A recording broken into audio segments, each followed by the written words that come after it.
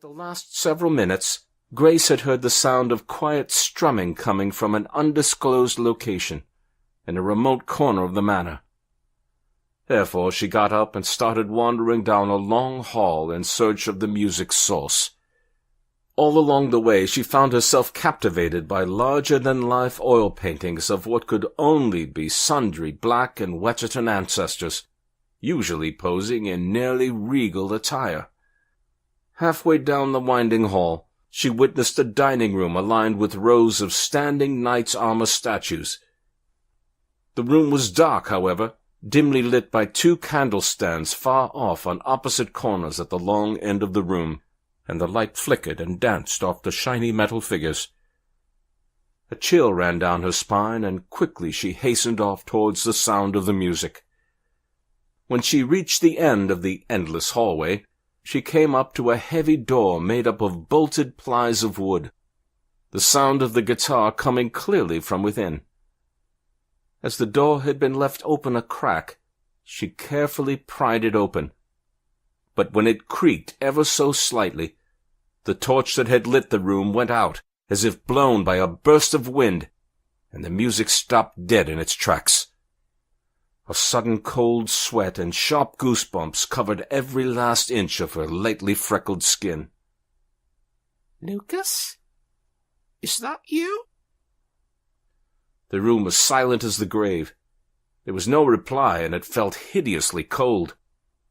Surmising that she had made a grave mistake, she turned around and quickly ran back down the long corridor she traversed. Grace would not return to the manor for over 4 years, nor did she see Lucas during all that time, and land on the heliport on the roof of his building, which he also owned. A dreary, frosty night met young Lucas when he arrived at Shadwell, as the estate was called.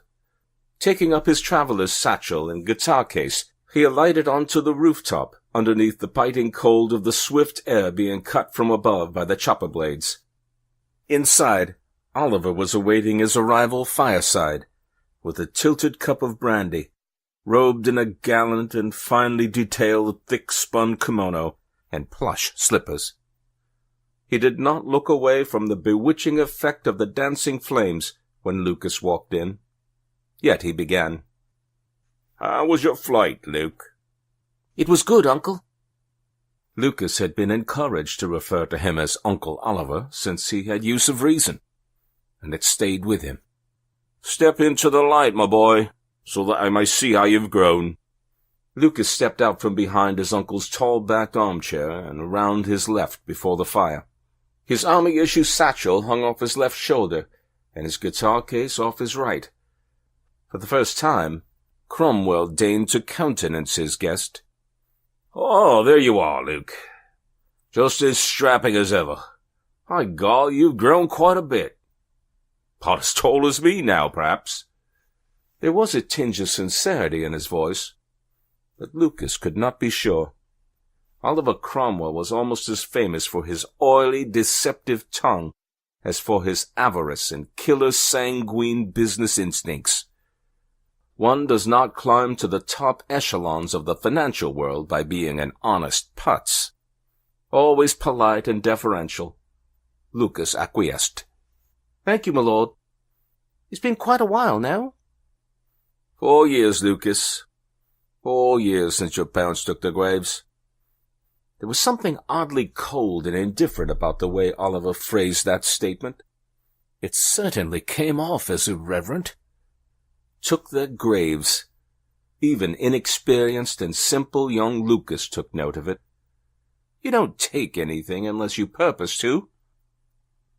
Regardless, he looked the other way at the comment, and this action manifested itself physically, which old Oliver noted in turn.